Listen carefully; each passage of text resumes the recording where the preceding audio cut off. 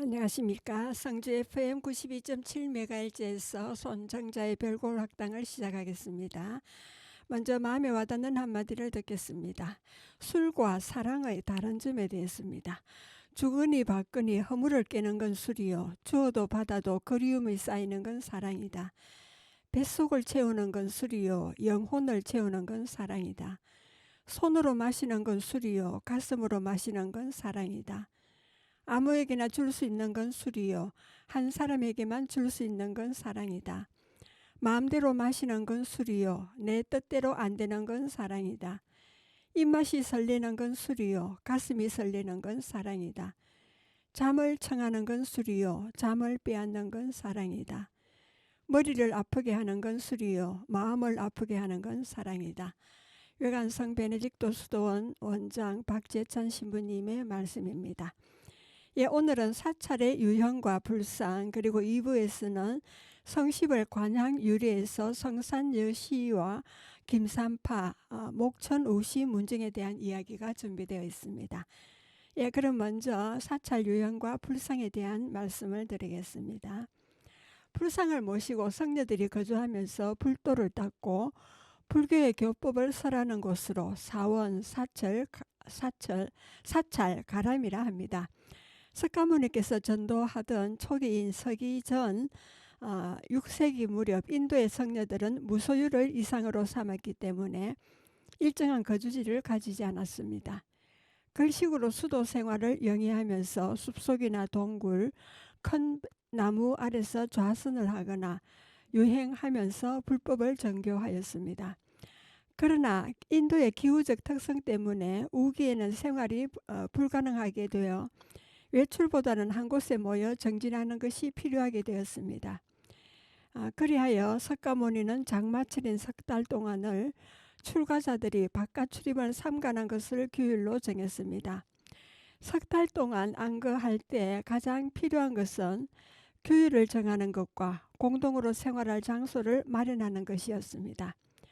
규율은 부처님이 직접 정하지만 장소를 마련하는 것을 경제력이 있는 신도들의 시주를 의지해야만 했습니다. 부처님과 성녀들이 한 곳에 모여 안가할 장소를 자발적으로 마련하게 된 최초의 장소는 중림정사와 수타타라는 부자가 온 산을 온통 금으로 마련하였다는 일화가 전해지는 기원정사가 사찰의 시작이라 하겠습니다. 이들 정사는 안거를 지내기 위해 실제적인 목적에 의해서 생겨나게 된 것이었으나 시대가 흐름에 따라 점차 종교 의례를 집행하는 장소로 바뀌어 갔습니다. 이때 절은 그 목적과 지역적 여건에 따라서 성격이 나누어지게 되었습니다. 첫째는 일반적인 의미로서의 절입니다. 둘째는 전루로서 넓은 형식의 누각을 가리킵니다. 셋째로는 구런으로서 자연 또는 인공으로 석굴을 파고 수도하는 도량입니다. 그럼 우리나라 최초의 절은 고구려의 불교 도입 이듬해인 고구려 소수림왕 3년인 373년 평양에 세워진 이불란사와 성문사입니다. 신라의 경우에는 공식적인 최초의 사찰은 이차돈의 순교를 빚은 천림경의 흥륜사를 그 효시로 보고 있습니다. 기능별로 볼 때 우리나라의 절은 대략 세 가지 특징이 있습니다. 첫째, 평지 가람형으로 수도를 중심으로 하여 넓은 사역에 걸쳐 장엄한 건축물을 가지는 것이 보통이었습니다. 둘째로는 산지 가람형입니다. 이것은 수행생활에 적합하도록 설계된 특징을 가지고 있습니다. 그리고 셋째로는 석굴 가람형입니다. 이것은 기도 도량형으로서의 기능을 가집니다. 그러나 이것은 입지 조건에 따라 성격별 분류이고 개개의 절은 모두 전문적인 수행인과 일반적인 수행인을 위한 기능을 동시에 갖습니다. 실제 우리나라 절이 산지 가람형이 많은 까닭은 첫째, 한국인의 산악 숭배 경향이고 둘째로는 실리적인 호국 호법의 의지를 들 수 있습니다. 그리고 셋째로는 초세속주의의 경향 때문이라 할 수 있겠습니다. 예를 든다면 선석사가 있습니다. 서진산 기슭에 있는 사찰로 대한불교 조계종 제8교구 본사인 동화사의 말사입니다. 효소왕 1년인 692년 의상대사가 화암 10찰 중 하나로 창건해서 신광사라 하였습니다. 현재보다 서쪽에 있었습니다. 고려 공민왕 10년인 1361년에는 나홍대사가 신광사 주지로 부임한 뒤 절을 현재 위치로 옮겼는데 당시 새 절터를 닦다가 큰 바위가 나왔다 하여 터 닦을 선자를 넣어 절 이름을 선석사라 하였습니다. 지금도 바위는 대웅전 앞뜰에 묻힌 채 머리 부분만 땅 위로 나와 있습니다. 임진왜란 때 소실된 뒤에 숙종 10년인 1684년에 해묵, 나헌이 중창하였습니다.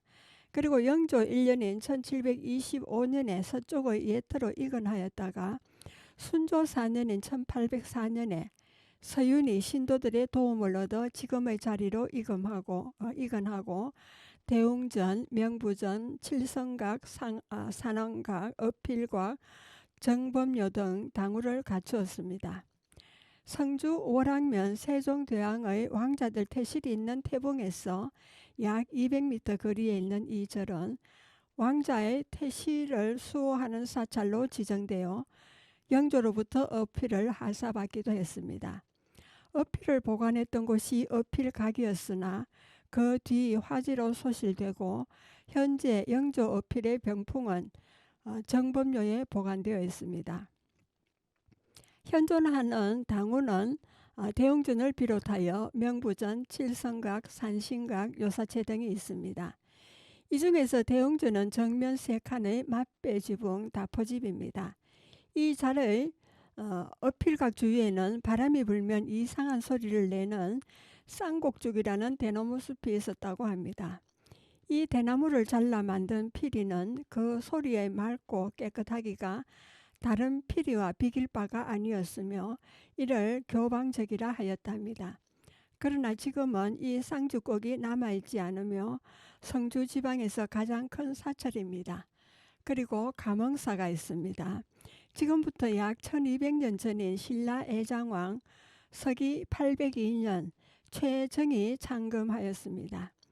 예장왕의 늦게 얻은 왕자가 날 때부터 심한 눈병으로 앞을 볼 수 없었습니다. 어느 날 밤 꿈에 도인이 나타나 말하기를 내일 아침 문 앞에 독수리가 나타날 것이니 그 독수리를 따라가면 약수가 있을 것이다. 그 약수로 왕자의 눈을 씻고 마시게 하면 병이 나을 것이다 하였습니다. 이튿날 아침 독수리가 나타나서 날랭구사를 시켜 독수리를 따라가 약수를 발견하고는 약수를 떠다가 왕자의 눈을 씻기고 마시게 했더니 눈병이 나았다고 합니다. 예장왕은 이를 부처님의 가호와 언덕이라 생각하고 약수 앞에 절을 창건하고 절 이름을 감은사라 명하였으나 후에 감응사가 되었습니다.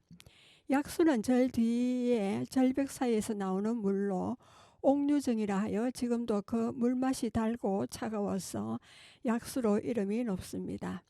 창건 후 계속된 중수와 중건을 거쳐서 숙종 때 재중창하고 영조 28년인 1752년 성산인 이민수가 세 번째로 고치게 되었습니다.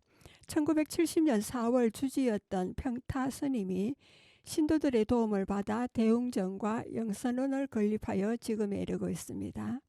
그 뒤 영치산 아래 살던 학자 한주 이진상이 축기가 많다 하여 산 이름을 영축산이라 고쳤습니다. 바위틈에서 솟아나는 옥류정의 샘물은 이 절을 찾는 이들의 갈증을 해소해주고 있습니다. 영축산은 멀리 삼봉과 백내의 성주읍을 바라보는 경치가 아름다워 봄, 가을이면 절을 찾는 사람들의 발길이 끊이지 않습니다. 그리고 세 번째는 법수사지가 있습니다.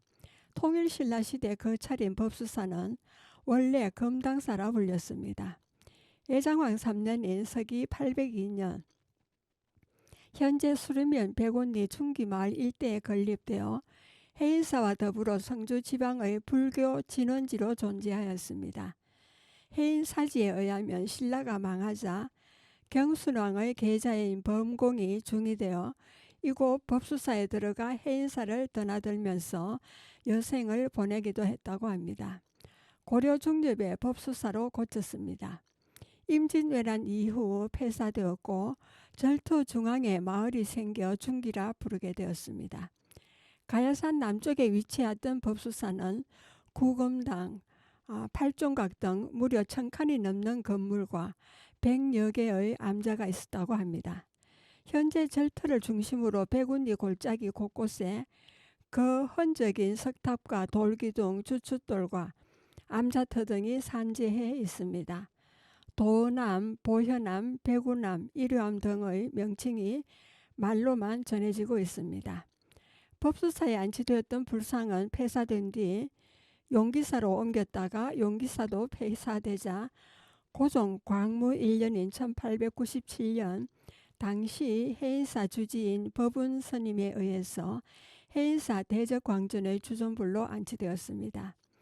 이 불상은 비로자나불로서 은행나무로 만든 높이 2.35m의 좌상인데 고려시대 때 만들어진 것입니다.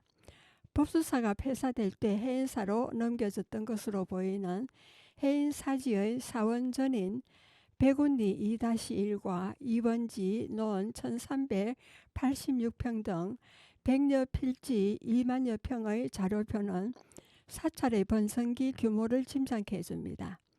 법수사 절터 뒤편 용기 골짜기로 들어가 어기의 미륵당 불상은 1967년 경북대학교로 옮겨졌습니다.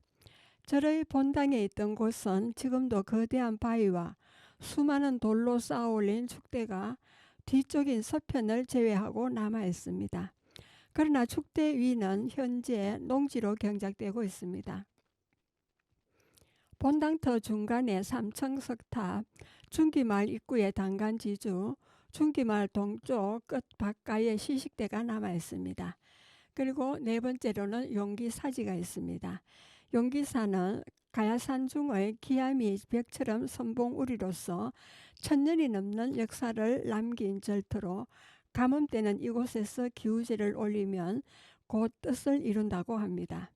절터 앞 봉두에 한 쌍의 돌이 있는데 이것을 용의 귀라고 하며 이 절터는 대명당으로 알려져 수많은 전설과 신기한 영음을 보인 신성한 영혈로 알려오고 있습니다. 동편으로 흐르는 계곡에 폭포와 물탕이 이름나 있고 한여름에 피서지로 손꼽히며 이곳에서 발원된 물은 고령군 덕곡면의 가야시대 가시해현의 개시리를 적셔주고 대가천으로 흘러 들어갑니다. 지금은 나무가 없어졌지만 옛날에는 수십 리에 걸쳐 아름드리 잣나무가 하늘을 가려서 잣수확이 엄청난 양이 되었다는 기록을 향토지에서 볼 수 있습니다. 만력 계사인 서기 1593년에 기심리의 해송자 잣나무를 호남 의병이 태웠다고 합니다. 그 후 다시 자란 잣나무는 1950년 6.25를 전후해서 남불로 인해 없어졌다 합니다. 용기사지의 봉두를 용각대라 부릅니다. 그리고 다섯 번째는 일요암지가 있습니다. 고려 말기 호군 송천우가 사위 도길봉을 위해 세웠습니다. 도길봉은 문화부사를 지냈고요. 도길봉의 형 도길부는 팔거인인데 성산부원군으로 서기 1380년 운봉대첩의 성공을 이룬 명장임을 고려사에서 볼 수 있습니다. 도길부의 아들 도응은 공민왕 때 등가해서 명망이 높았으나 고려가 망하자 벼슬을 버리고 두문동 72현의 한 사람이 되었습니다. 이성계는 겨우의 정으로 호를 청송당이라 했습니다. 도길부는 최영과 조민수 등과 함께 고려의 충을 굽히지 않자 대권을 노린 이성계에 의해 죄를 쓰고 쫓기는 몸이 되어 시문사에 머물 때 순군이 이에 이르자 석존상 스님이 앞에 나서 꾸짖기를 비록 죄 지은 이가 있든 없든 사문을 침범해서는 안 된다 해서 이들은 물러갔다고 경산지에 기록하고 있습니다. 그 뒤 송천후가 세운 이료함에서 이들은 500년 고려 왕조를 그리며 허무함을 달랬다고 합니다. 여러분은 지금 성주 FM 92.7MHz에서 손정자의 별고울 학당을 듣고 계십니다. 서태지와 아이들이 부른 밤이 깊어 가지마니를 듣겠습니다.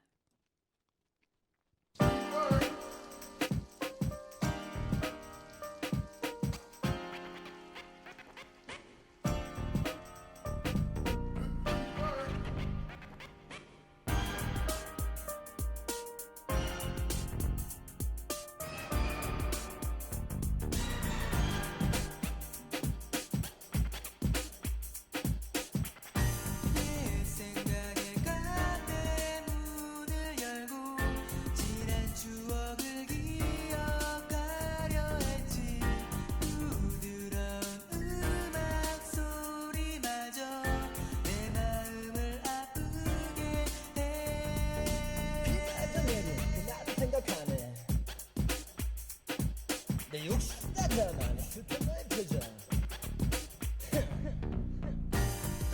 빈 카페에 홀로 기대어 나도 모르는 눈물을 흘리네 난 두 눈을 꼭 감고 있지만 너의 모습이 있을 뿐 밤이 깊어가지만 지금 전화를 걸어 너를 볼 수 있을까 두려워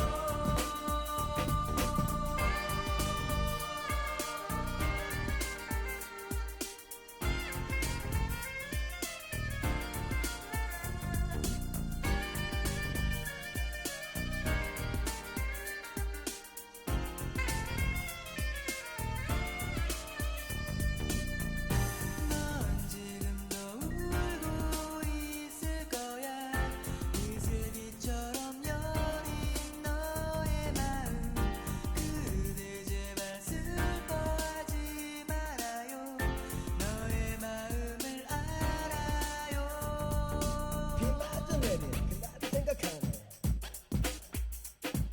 내 욕심과 자만의 슬픈 너의 표정 허전한 마음을 감추며 비 내리는 이 밤을 걸어가네 내가 본 창백한 두 얼굴 그것이 마지막일까 밤이 깊어가지만 지금 전화를 걸어 너를 볼 수 있을까 다시 만나고 싶어 밤이 깊어가지만 지금 전화를 걸어 너를 볼 수 있을까 두려워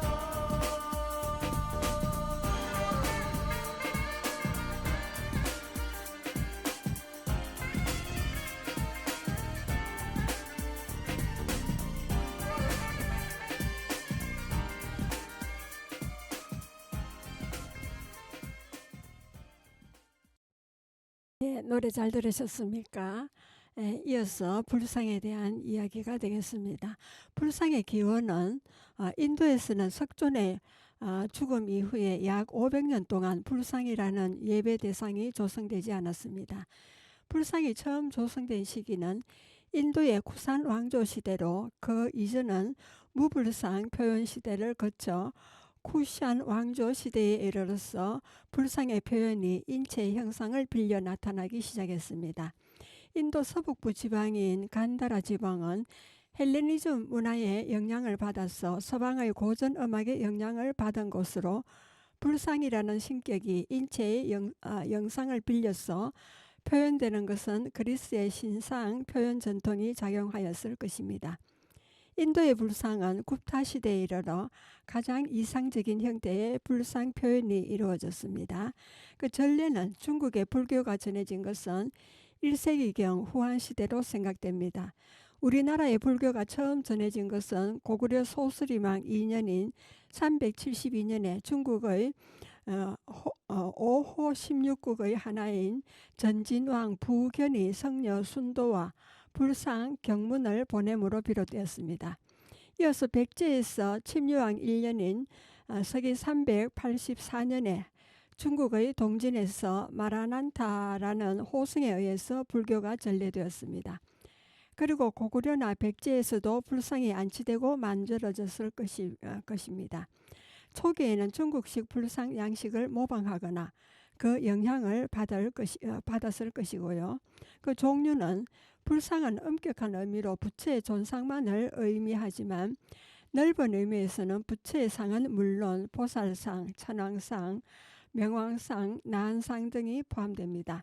불상은 실제 예배 대상으로서 우리나라에 널리 알려진 불상으로는 석가불, 아미타불, 약사불, 비로자나불 등이 많이 만들어졌습니다.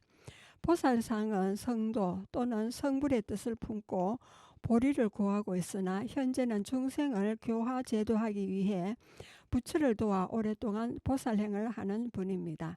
보살에는 미륵보살과 관음보살, 대세지보살과 문수보살, 보현보살, 부처보살, 일광보살, 월광보살, 지상보살 등이 있습니다.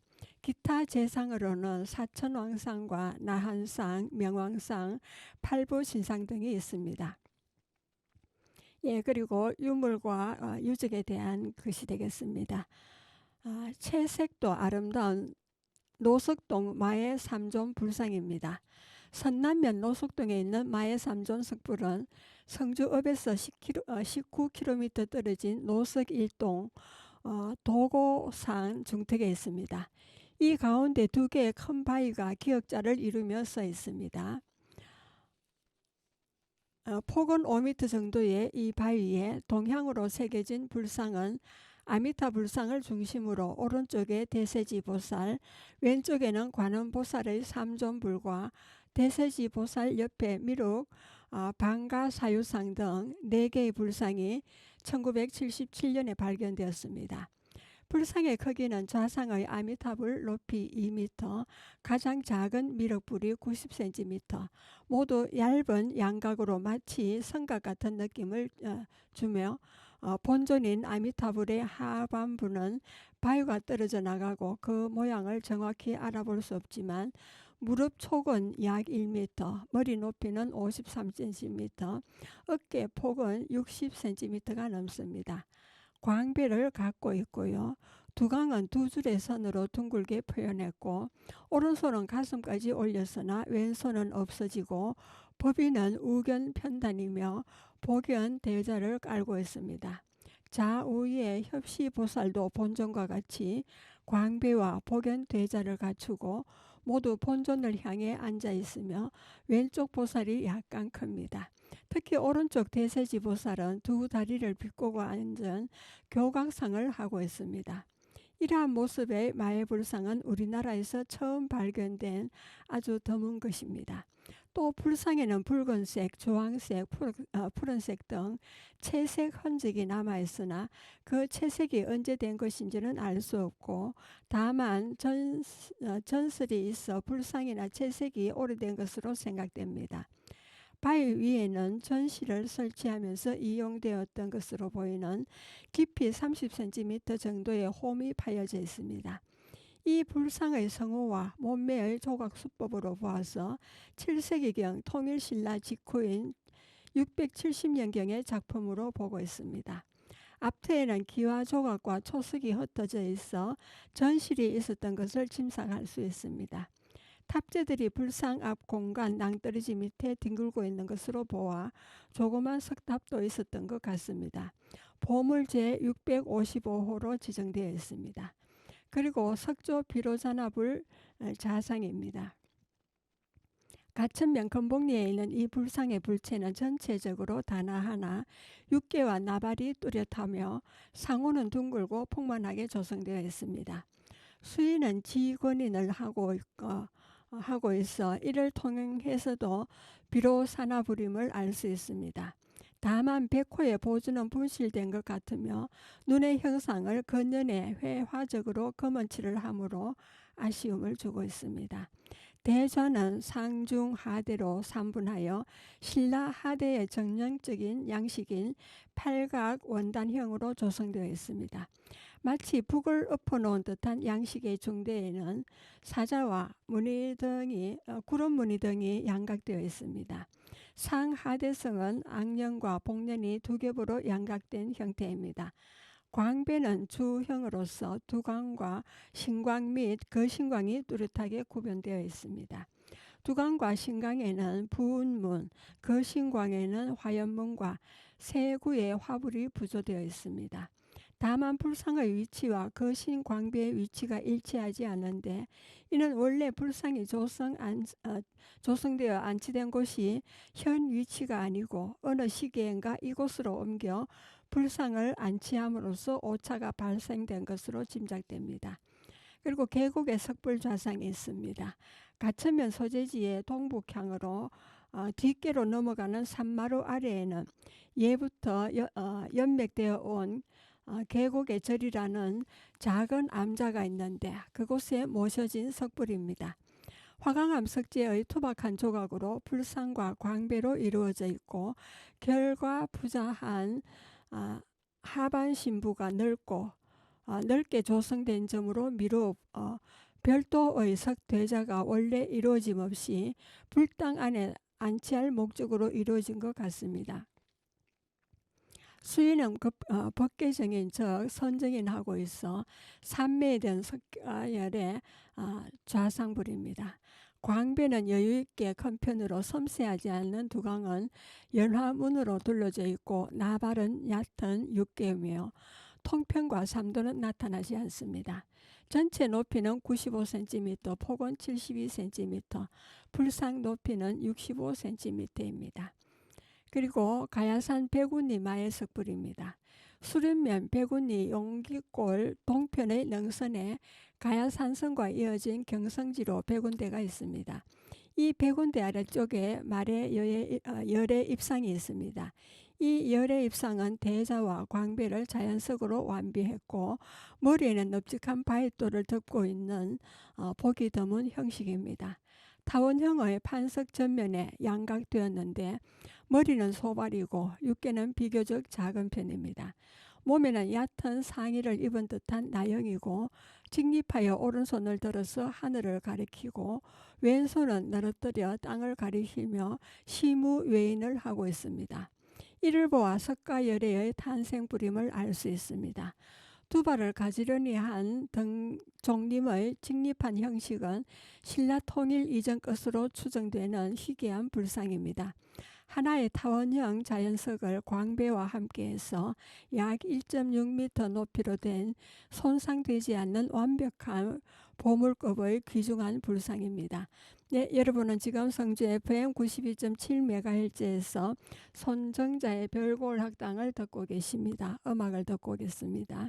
이은하의 당신께만이 되겠습니다.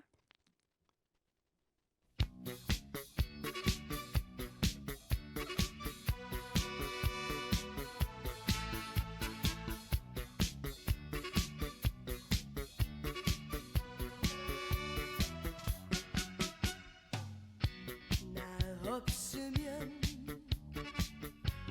당신 마음 잔비가 내린다 했지. 그 이야기 너무나 고와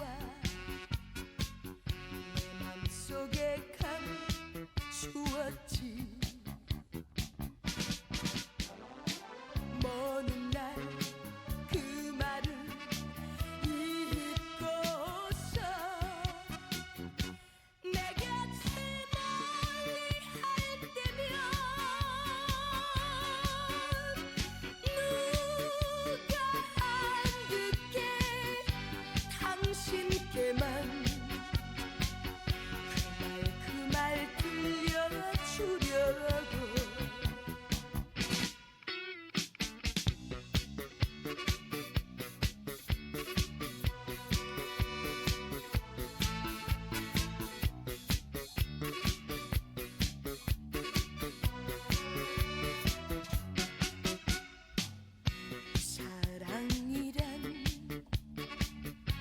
마음속에 영원한 꽃이라지만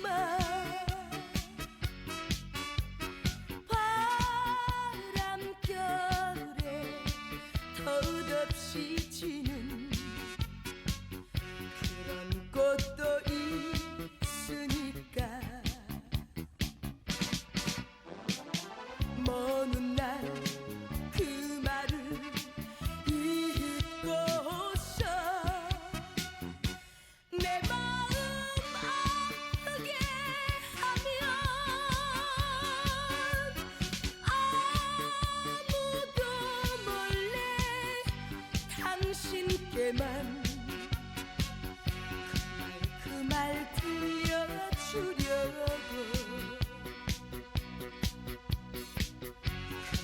그 말 들려주려고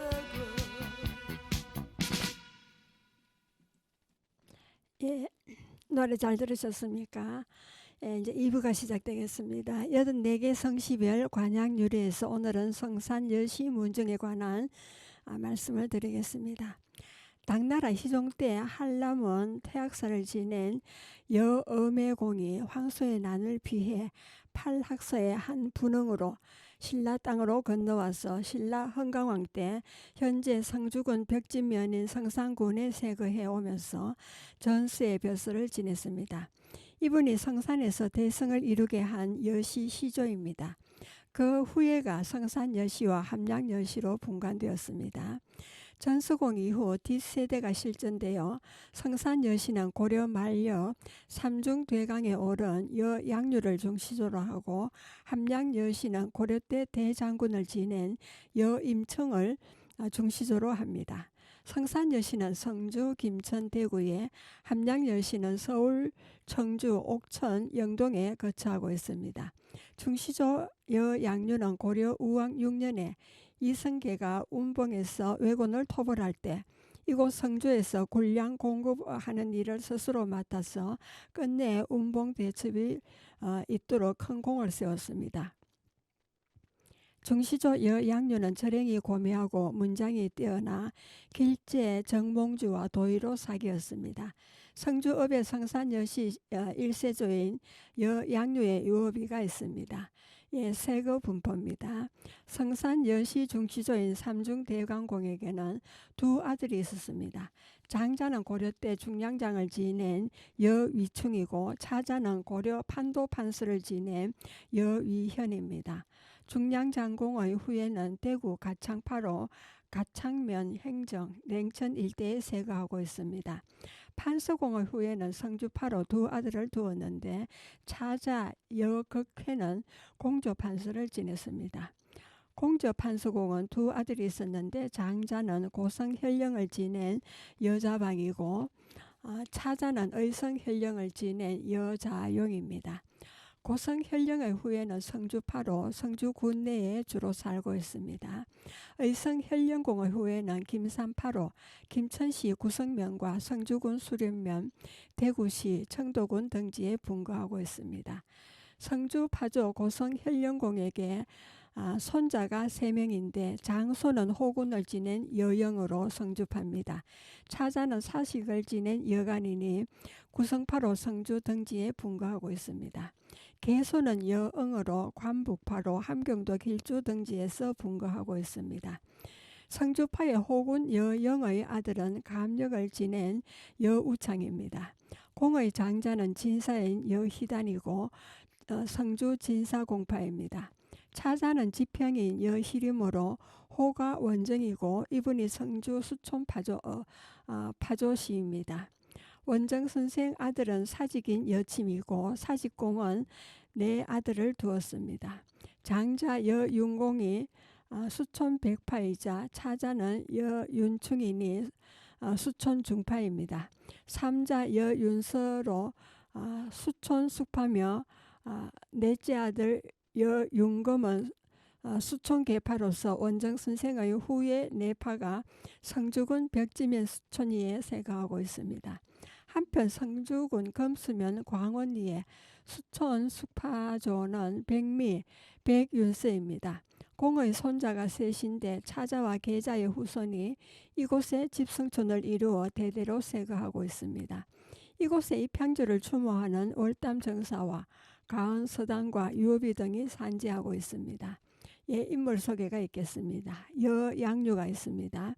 절행이 고매하고 문장이 단민하여 야은 길제와 포온 정몽주와 도의 교유하였습니다. 고려말 이승계 장군이 외적과 싸우러 나갈 때 공이 살았던 경제당으로 찾아와서 전략을 상의했습니다. 이후 운봉 대첩에서 군량을 보급하여 크게 공을 세우고 고려 삼중대광에 올랐습니다. 후손들이 경제당의 위패를 모시고 매년 한식일에 향사를 치르고 있으며 유허비가 있습니다. 여위현이 있습니다. 중시조 여양료의 아들로서 고려에서 판도 판서를 지냈고 문장이 뛰어났던 손자 여극회가 조선에서 공조 판서를 역임했습니다. 이들 부조를 추모하기 위해서 후손이 건립한 돈모제가 구미시 광평동에 있습니다.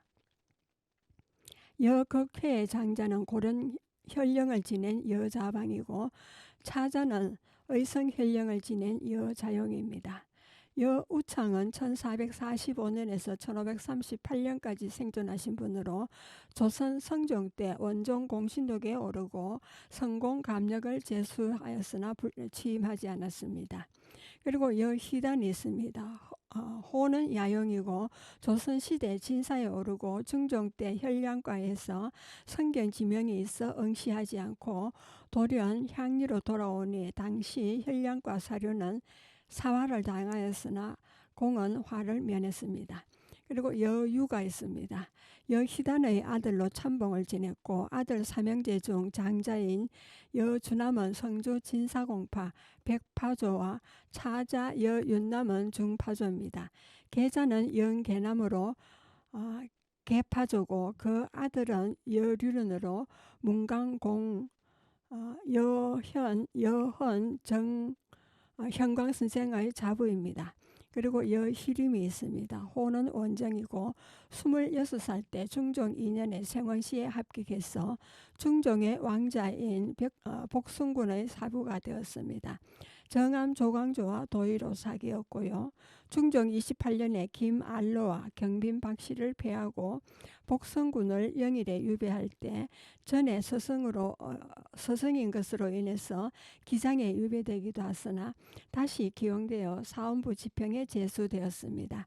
성주 천곡서원 향연사에 제항되었다가 천곡서원이 회철되자 벽지면 운정리로 이건 복원하여서 운양서원에 입향하였습니다. 남전 향약을 시행하기 위해 벽지면 수총리에 월해당을 일으켜서 향약의 보급자가 되었습니다. 그리고 성주 정주학 연구와 후진 양성에 전념하였고요. 월해당은 경상북도 지방문화재 제48호로 지정되었습니다. 또 원정 선생이 부군 감력공 여우창의 묘소 밑에 여막을 짓고 3년간 시묘살이를 하던 곳인 구강제는 원정 선생의 아들 사직공 여침이 여막을 헐고 그 자리에 구강제를 건립하여 보존해 오다가 수몰로 현재 위치인 금수면 봉두리로 이건하였습니다. 구강제는 경상북도 지방문화재 제280호로 지정되었습니다. 그리고 여윤서가 있습니다. 1553년에서 1663년까지 생존하신 분이고 호는 백미입니다. 생원을 지냈고 여후는 통정대부에 이어서 가선대부 동지중추부사에 오르고 선정관이 되었습니다. 여찬이 있습니다. 1579년에서 1646년까지 생존하신 분입니다. 호는 석촌이고 한강선생의 문인으로 석담 이윤우와 등암 배상용, 백천 이천봉 선생과 도의로 교유하였습니다. 정 성정원 좌성지였습니다. 그리고 여작이 있습니다. 호는 호계고 한강과 여헌 선생 문화에서 수학하고 인조 때 문과에 올라 내직으로는 예조, 호조, 형조 등의 상례를 지내고 외직으로는 용광 및 하동군수, 충청도 도사를 역임하면서 선정으로 거사비가 세워졌습니다. 그리고 여효정이 있습니다. 1604년에서 1679년까지 생존하신 분입니다. 호는 사암이고 원정선생의 현손입니다. 좌성지공 여찬의 아들로 문과에 급제해서 호조, 예조 형자의 좌량과 춘추관, 기주관, 성주관 전적, 전라도사, 고성 및 청주 부사를 역임했습니다. 그리고 여효사가 있습니다. 호는 월담이고 원정선생의 현손으로 의표 장중하고 총명이 비범하였으며 문장이 탁월하여 효종 4년인 33살에 진사에 오르고 이후 심심삼국을 찾아 가은동에 축정하고 학문에 정진하는 가운데 시 수백 수와 유교를 남겼습니다. 별세한 후에 후손이 그 자리에 서당을 짓고 향사를 치르고 있습니다. 월당 공파 파조이기도 합니다. 그리고 여효노가 있습니다. 호는 관당이고 통덕낭으로 문장이 당세에 고명하였습니다. 그리고 사무당 여곽은 문장으로 고명하였고 진사에 올라온 분입니다. 그리고 여염은 신동이라 일컬어졌고 문장 학식이 고매하고 통덕낭을 지냈습니다. 그리고 여효주가 있습니다. 호는 남계고 조선 인조 때 생원 진사에 올랐고 경능 참봉을 제수했으나 취임하지 않고 문집이 남아 있습니다. 그리고 만치당 여용화가 있습니다. 학덕으로 추앙받았으며 통덕량을 지낸 분입니다. 그리고 여문화가 있습니다. 호는 가계고 사무시에 학문에 있어 통하지 않은 바가 없었고 동문 제중들이 추정하였습니다. 여시화는 용맹과 재기가 특출해서 숙종 때 문과에 급제하여 중요한 궁국 대사를 담당했습니다. 그리고 여중화가 있습니다. 1637년에서 1712년까지 생존하신 분입니다. 호는 은석이고 지극한 효자로 현종 때 효자가 살고 있는 고을에 정료를 세워 표창하라는 나라의 명에 의해 향인이 표려하였으나 공이 자금 불구하였습니다. 영조 때 여각을 벽진면 수촌리에 중건하였으나 최근 붕괴되어 아직 복구하지 못하고 있습니다. 그리고 여성거가 있습니다. 호는 나은이고 어려서 총명 호학하고 8살에 사서 삼경과 소학을 터득했습니다. 그리고 15살에 정문조예가 깊었고요. 33살에는 사마시에 합격하고 2년 후 문과에 급제해서 성균관 학유, 성균관 전적, 예조와 병조 좌량, 충청도 도사 등에 이어 사원부 지평을 지낸 분입니다. 그리고 여빈거가 있습니다.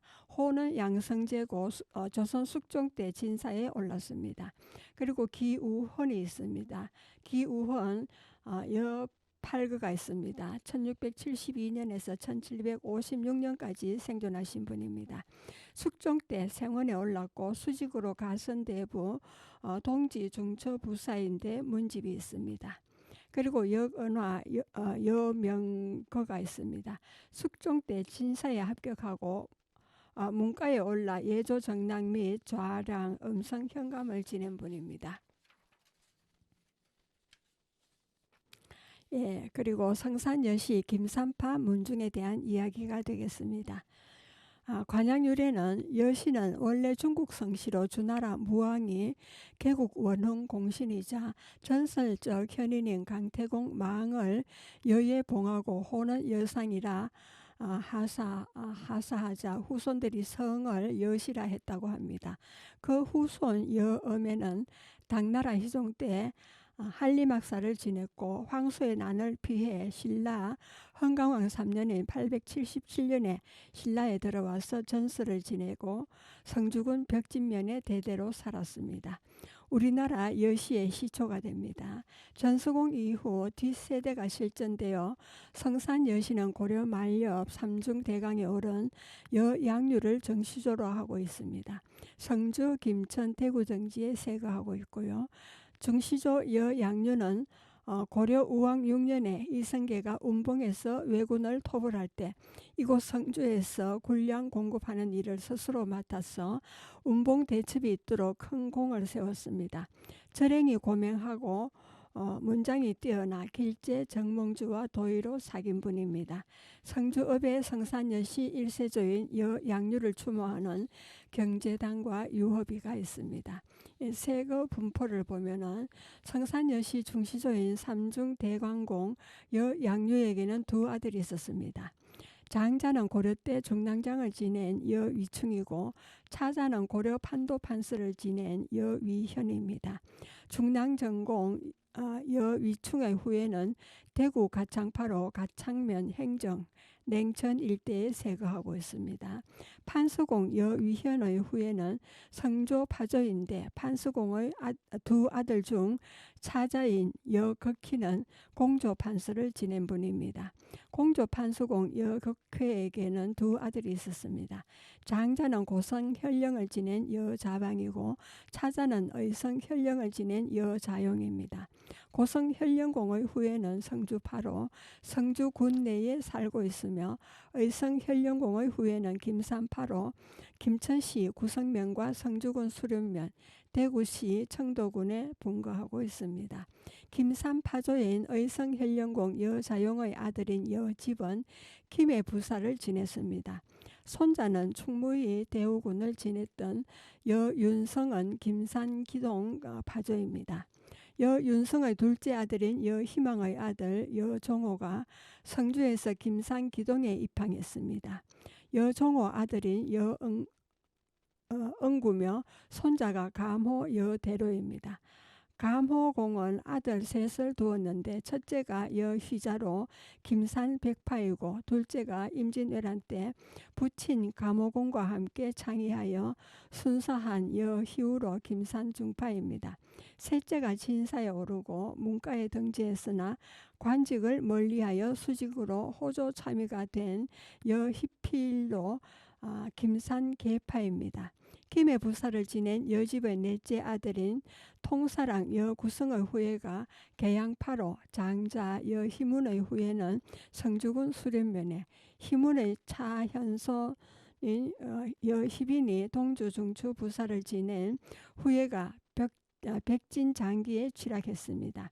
차자 여희부의 후예는 청도에 취락을 이루고 살고 있으며 의성공 여자용의 둘째 아들인 통덕랑 여희의 후예가 대구, 부동, 경산 지역에 집성촌을 이루고 있습니다.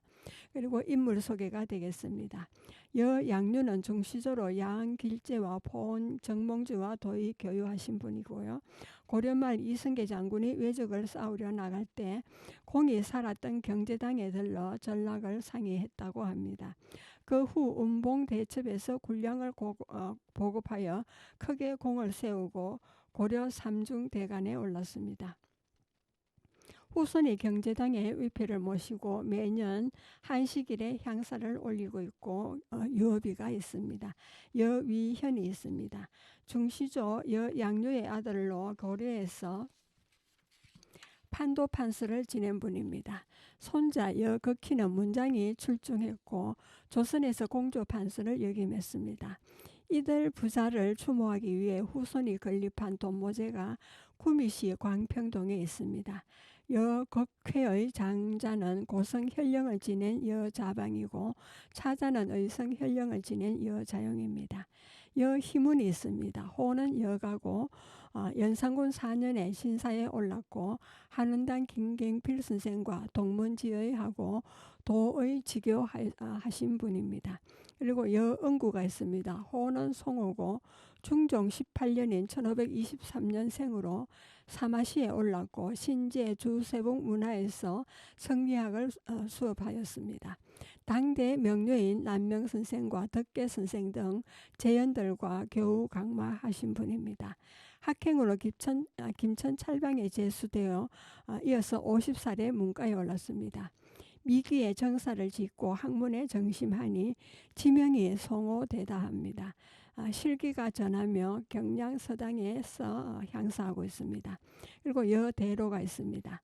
1552년에서 1619년까지 생존하신 분이고 호는 가모입니다.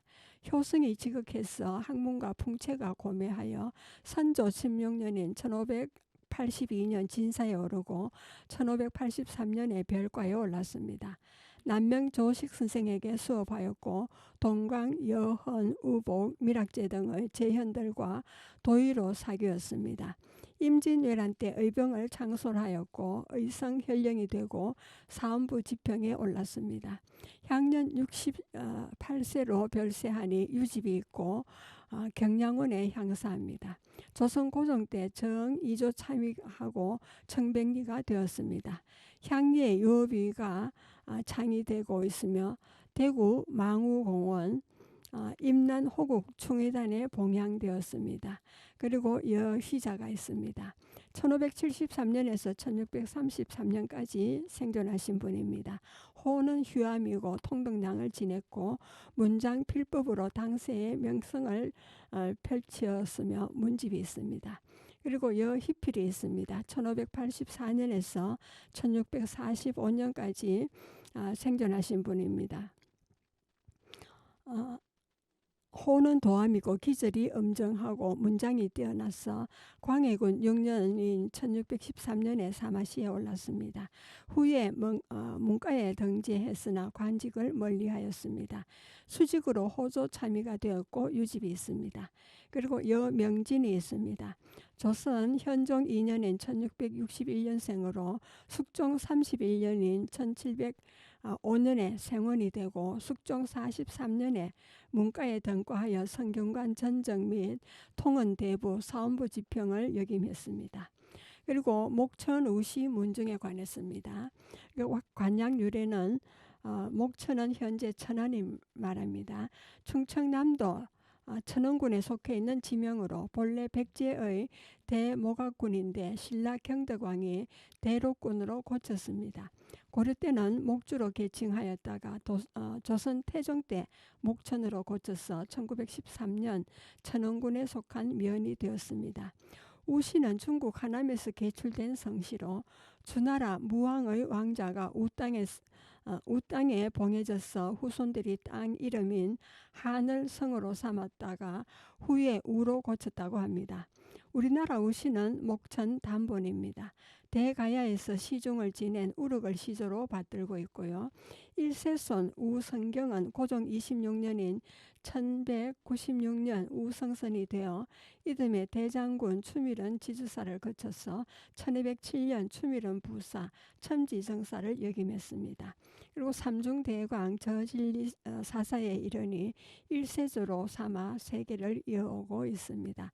그리고 세거 분포가 되겠습니다. 고려 공민왕 때 소부 소윤을 지낸 우지가 신돈의 난을 피해서 목천으로 이거함으로써 자손들이 목천을 관양으로 하여 약 800년 동안 세월이 흘렀습니다. 그리고 7세손 우숙곤이 수세를 응거하다가 임진왜란 후 성주 벽진 운정리 대암으로 입항해서 약 400년간 세거해 오고 있습니다. 10세손 우희석은 의모 장군을 지냈고 설하에 네 형제를 두어 4개 파로 분파되어 각지로 상거하게 되었습니다. 첫째 김학파는 부산을 중심으로, 둘째 중생파는 김천을 중심으로, 셋째는 기해파는 대구를 중심으로, 넷째 기성파는 성주 벽진을 중심으로 살고 있습니다. 인물 소개가 되겠습니다. 우륵이 있습니다. 시중벼슬을 지낸 본시 대가야국 사람으로 가실왕의 총애를 받았습니다. 왕의 뜻을 받들어 12현금인 가야금을 만들고 이 악기의 연주곡으로 12곡을 지었습니다. 가야곡에서 지은 12곡은 상가라도, 하갈도, 보기, 달기, 사물, 물회, 상기물, 하기물, 사자기, 거열, 사팔해, 이가 등입니다. 이들 곡 이름은 대부분 당시의 군, 현의 이름에서 따온 것으로 해당 지역의 민요 연구에 기여한 자료가 됩니다. 충주의 금휴포와 탕금대는 모두 그 이름이 우르객에서 유래한다고 합니다. 이후 신라 진흥왕 때 제자 이문과 함께 낭성에 살다가 진흥왕에게 알려져 하림궁에서 이문과 함께 새 곡을 지어 연주했습니다. 이에 감동한 진흥왕의 배려로 현재 충주에서 살게 되었습니다.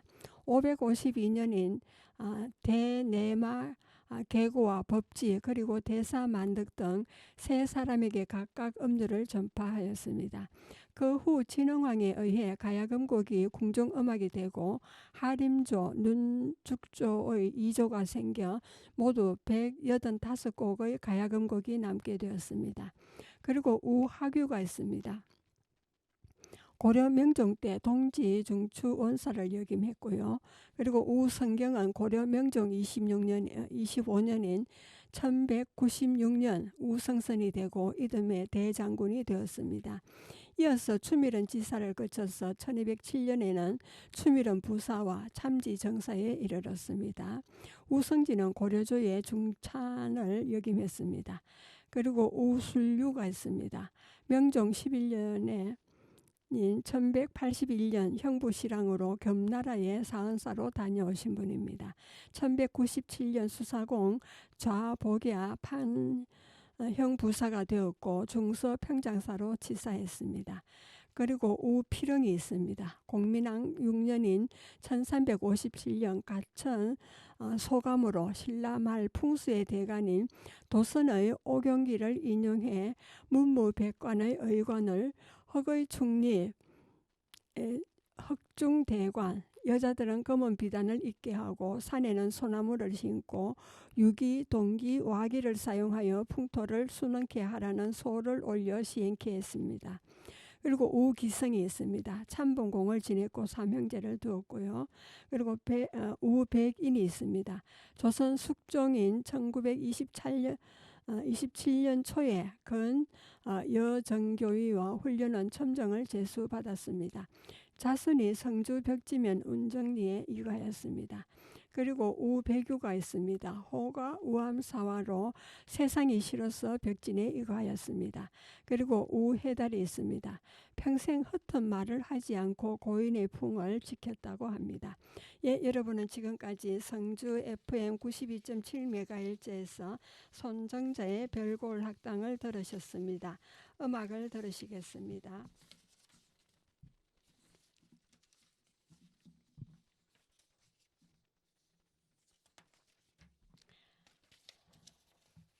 김다연의 인연이라 슬픈 노래가 되겠습니다.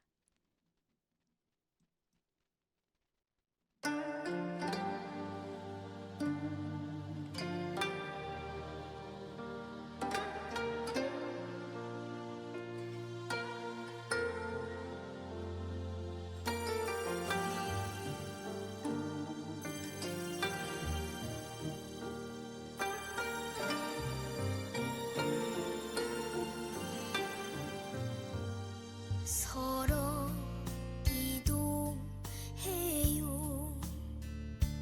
겨울밤 너무 길어서 그리기도 해요. 눈꽃이 너와 닮아서 눈 감는 순간 잊을 수 없을 거예요. 돌고 도는 인생 언젠가 스칠 테니까 내 가슴 도려내듯 뒤돌아가나요. 이제는 난 아닌가요. 살아서는 내 것이 아닌 무로 돌아갈 인생 가지 말라고 떠나지 말라고 부질없는 그 발에